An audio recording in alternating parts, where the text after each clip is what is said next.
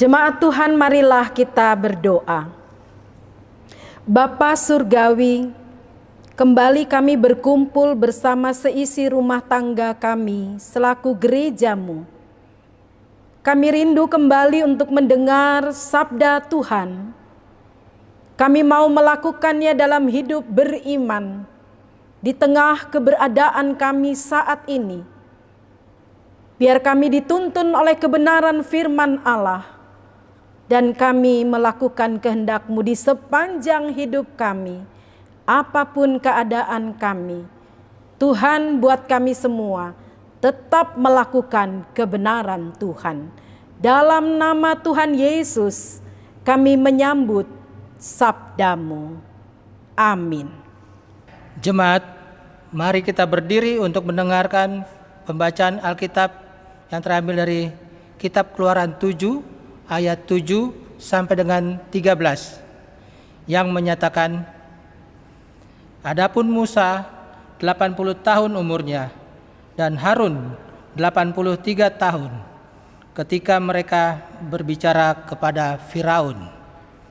Dan Tuhan berfirman kepada Musa dan Harun, apabila Firaun berkata kepada kamu, tunjukkanlah suatu mujizat, maka haruslah kau katakan kepada Harun, ambillah tongkatmu dan lemparkanlah itu di depan Firaun, maka tongkat itu akan menjadi ular. Musa dan Harun pergi menghadap Firaun. Lalu mereka berbuat seperti yang diperintahkan Tuhan. Harun melemparkan tongkatnya di depan Firaun dan para pegawainya. Maka tongkat itu menjadi ular. Kemudian Firaun pun memanggil orang-orang berilmu dan ahli-ahli sihir. Dan mereka pun, ahli-ahli Mesir itu, membuat yang demikian juga dengan ilmu mantra mereka.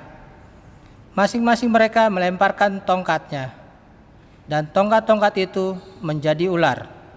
Tetapi tongkat Harun menelan tongkat-tongkat mereka.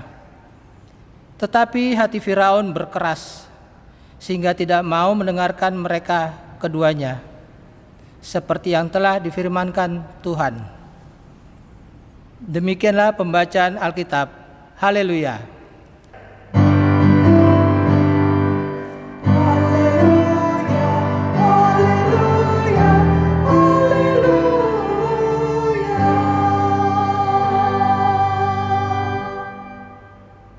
Jemaat kekasih Tuhan Yesus Kristus, selamat hari Minggu.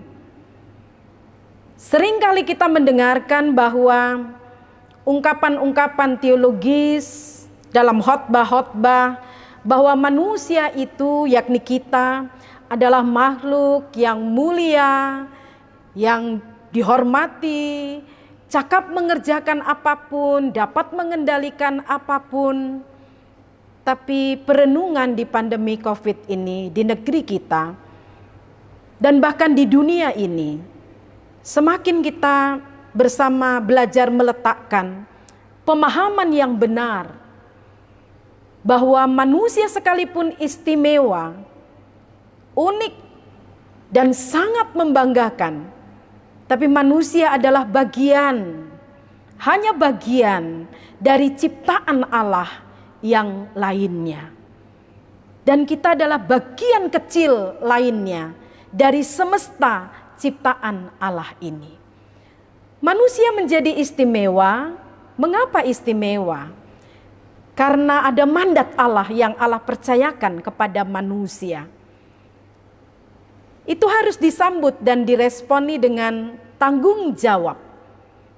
Identitas manusia yang luhur dan unggul adalah tanggung jawab kepada Tuhan semesta alam, pencipta langit dan bumi, dan melaksanakan kehendak-Nya di tataran kemanusiaan dalam berbagai keadaan, dan juga menjadi penyampai berita Injil atau sukacita. Dalam perjanjian lama dikatakan juru bicara Allah. Di dalamnya manusia akan diberikan kecakapan untuk ambil keputusan. Di sana kita lihat gagahnya manusia. Di dalamnya, dalam tugas dan peran manusia, manusia dapat menunjukkan prinsip-prinsip kehidupannya. Dan dia dapat menyatakan ini tanggung jawab ilahi. Dan pada saat dia mempraktekkan semua hal yang diharapkan Allah dalam kehidupan, manusia dapat mengatakan kami memenuhi harapan ilahi di dunia, di tataran masyarakat, menciptakan kemanusiaan di antara sesama, dan respon terhadap lingkungan tempat kita menyatakan kebesaran dan keajaiban Allah itu.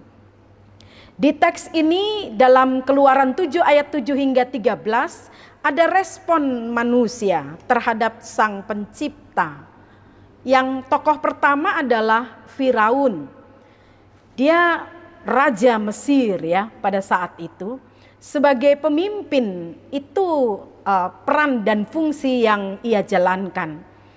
Alkitab mencatat bahwa pada saat Musa dan Harun mendatangi Firaun untuk menyatakan kehendak Allah supaya Firaun mengizinkan umat Tuhan itu keluar dari Mesir, bebas dari kerja paksa. Tapi Firaun menjawabnya demikian, siapa Tuhanmu? Tidak kenal aku. Apa urusannya dengan membawa bangsa atau umat Tuhan untuk keluar dari kerja paksa? Siapa Tuhanmu? Aku tidak kenal. Itu Firaun. Alkitab mencatat bahwa Firaun sebagai ciptaan Allah dengan peran dan fungsinya, dia menyampaikan atau menampilkan karakter keras hati. Ibaratnya kalau satu kali dia bilang A, ya sudah A saja. Tidak ada yang dapat membelokkannya. Juga diungkapkan di dalam nats yang lain, Allah mengeraskan hatinya. Selain memang Firaun dia keras hati, menentang Allah dan firman-Nya. Bagaimana dengan Musa dan Harun? Mereka menjadi seorang yang berperan sebagai juru bicara Allah. Mereka melaksanakannya dalam kebersamaan. Rupanya saling melengkapi selain kakak adik. Tapi dalam mengemban misi Allah, memang Allah mengatur mereka untuk menjadi satu persekutuan yang saling melengkapi, mewujud nyatakan apa yang menjadi harapan Allah. Allah yang mau membebaskan dan menanamkan di hati mereka mengemban yang dinamakan perjuangan membebaskan umat Allah yang lemah dan tertindas. Allah mendengar rintihan. Allah melihat tangisan dan ratapan penindasan yang dialami oleh umatnya. Dan dia memanggil Musa dan Harun untuk menjadi juru bicaranya dan untuk mengerjakan apa yang menjadi harapan Allah. Allah panggil kita itu bukan karena kita hebat, bukan karena kita oke dan dapat melakukan segala-galanya. Lihat nats ini, teks ini. Bahwa manusia dipanggil dalam kemanusiaannya. Itu berarti lengkap dengan semua atributnya. Aku tidak pandai berbicara. Keterbatasan Musa, kelemahan Musa dibuka di hadapan Allah. Di situ Allah menawarkan, ayo kerjasama. Harun sebagai nabi dapat membantumu untuk berbicara atau melakukan sesuatu. Dia menjadi sahabat di perjalanan dalam mengerjakan pelayanan. Allah memanggil dalam satu persekutuan untuk menjadi persekutuan dalam kerjasama yang bersaksi, persekutuan dalam kerjasama yang sama-sama suka untuk melayani Tuhan. Maju di dalam karya Allah sekalipun usia 80, Musa dan Harun 83 tahun, itu tidak menjadi kendala. Allah juga memberikan kelengkapan, yaitu kuasa. Lewat firman yang memang harus disampaikan dan dinyatakan. Itu menjadi pagar dalam semua orang yang berproses memenuhi panggilan Allah. Dan diberi juga tanda untuk menyatakan mujizat. Dan itu asalnya bukan dari manusia, tetapi oleh kuasa Allah. Dan Allah memberikan sarana itu. Kalau Musa dengan tongkatnya, dan dengan apa yang ada, Allah menyatakan kebesaran kuasanya. Dari apa yang ada pada kita, bukan yang tidak ada pada kita. Melakukan seperti yang diminta Tuhan. Bukan berarti tanpa risiko. Bukan berarti tanpa tantangan. Dihadirkan oleh Firaun orang yang berilmu, dikatakan di situ ya, orang-orang cakap dan pandai. Dihadirkan juga menghadapi Musa dan Harun yang bertemu dengan Firaun. Dihadirkan juga ahli-ahli sihir yang juga dapat melakukan tongkat dilempar oleh Harun dan dia berubah bentuk menjadi ular. Ahli-ahli orang yang berilmu dan ahli-ahli sihir sama persis dapat melakukan akan hal itu. Tapi bedanya adalah orang-orang yang berada dalam panggilan Allah, yang punya kerinduan dan kepatuhan yang penuh untuk benar-benar menyambut akan apa yang menjadi panggilan Allah dalam hidupnya, selalu dilengkapi. Jangan lupa itu. Selalu dilengkapi dengan kuasa Tuhan. Dan dengan kuasa Tuhan itu, kita dapat mengerjakan apa yang harus kita lakukan. Pasti untuk kebesaran namanya. Dan Anda tahu bahwa tongkat Harun menelan tongkat-tongkat mereka. Ahli-ahli sihir dan ilmuwan itu. Dan itu adalah sesuatu yang kalau saya jadi Harun dan Musa, saya juga wow. Jadi melayani dengan kuat kuasa Tuhan. Di sana kita bersama akan mengalami dan takjub akan keajaiban dan kebesaran Allah. Jadi jangan tampilkan Allah itu bukan Allah yang suka marah-marah. Allah itu bukan Allah yang keji. Allah itu bukan Allah yang sedikit-sedikit ngambek. Allah dalam perjanjian lama adalah Allah yang membebaskan. Allah yang belas kasihan. Allah yang peduli.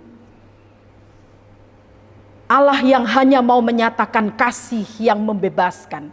Kasih yang menyelamatkan. Melayani dengan kuasa Allah Itu memang harus kita kerjakan dalam kehidupan ini, termasuk di dalam kehidupan rumah tangga kita.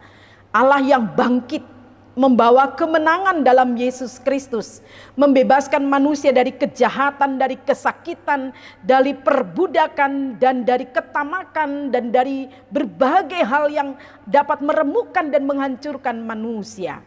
Kepatuhan kepada Allah. Memang dibutuhkan orang-orang, anak-anak Tuhan yang patuh. Latihan saja patuh kepada orang tua. Dengarkan Tuhan sungguh-sungguh. Suka bekerja sama dan sabar. Serta minta hikmatnya. Karena kita bisa menjadi orang yang keras hati. Karena kita bisa menjadi orang-orang yang hanya suka mau pakai pikiran kita. Kita juga akan berjumpa orang yang keras hati. Yang hanya mau memakai pikiran-pikirannya sendiri. Semau-maunya sendiri. Dan memang untuk kebutuhannya sendiri. Keegoan itu harus ditinggalkan. Dengan kembali mendengarkan Tuhan. Mendengarkan semua hal yang membawa keselamatan kepada kita dan orang lain. Satu lagi, selain di rumah saja dan jaga jarak aman, ada pelaksanaan pembatasan sosial berskala besar. Ini maksudnya juga adalah untuk tolong bagaimana kita mengatasi wabah COVID ini, yang juga dapat memberikan kita kesembuhan dari hal itu, tetapi juga kematian. Ini pilihannya. Dan mari bekerja sama dengan Allah. Berjuang dalam semangat kebangkitan Kristus. Ayat 5. Dan orang Mesir itu akan mengetahui akhirnya bahwa akulah Tuhan. Apabila aku mengacungkan tanganku terhadap Mesir. Dan membawa orang Israel keluar dari tengah-tengah mereka. Akulah Tuhan yang maha tahu, maha pengasih dan maha peduli. Terhadap mereka yang lemah dan menderita. Akulah Allah yang juga peduli dan menangisi bumi, manusia, hewan, dan tumbuh-tumbuhan yang terluka oleh berbagai macam tabiat dari ketidaktaatan kita sebagai manusia. Aku juga adalah Allah yang menolak perbudakan dan penindasan, kekerasan dan masa bodoh. Mari kembangkan peri kemanusiaan, mari kembangkan bela rasa. Ruang gerak kita terbatas, tapi diakonia berbasis keluarga harus tetap kita kerjakan. Perbuatan baik di masa wabah pandemi COVID ini yang kita alami, tetapi juga terus tetap berbuat baik karena kita pendengar Allah yang setia. Kita orang yang patuh dan kita adalah orang yang berkolaborasi, mau bekerja sama, menyatakan tentang Allah sebagai tubuh Kristus itu. Dan kita mau mengerjakan semuanya karena kita tahu Allah beri tanggung jawab. Mari tanggung jawab bersama ini kita ambil. Dengan mulai menerapkan yang dinamakan kepatuhan dan ketaatan. Keselamatan kita, pikirkan juga keselamatan orang lain, masyarakat kita. Kita bertanggung jawab. Dalam tanggung jawab bersama, tanggung jawab keselamatan dari Allah. Dalam Yesus. Amin.